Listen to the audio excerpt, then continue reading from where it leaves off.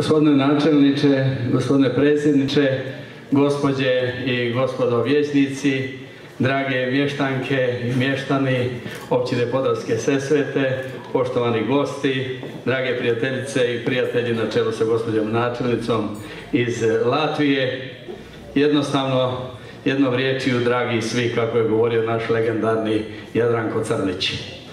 Reče moj prijatelj i kolega, načelnik Ivo Derežić, ova sjednica neće ići uobičajenim tijekom.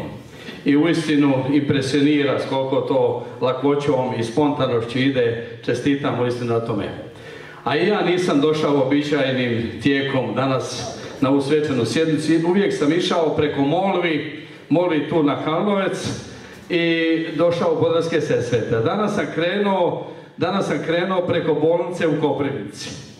Naime, počinjao sam od jutra imati neke teškoće sa ravnotežom, sa uhom i onda sam krenuo da mi to saniraju u bolnici u Koprivnici. Kao što vidite, na neki način su mi sanirali.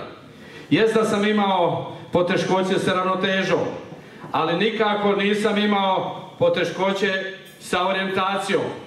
Da ne bih znao doći u jednu ovakvu općinu u kojoj sam govorio, općinu radosti, mladosti, snage i domoljublja, općinu čuvanja istinskih vrijednosti.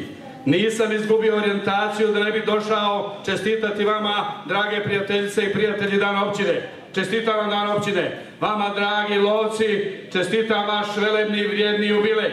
Čestitam vam na svim postignućima, kolega Ivo, i vama svima u općini koje ste učinili, i tebi, menjače Dergez, na priznanju koji si dobio.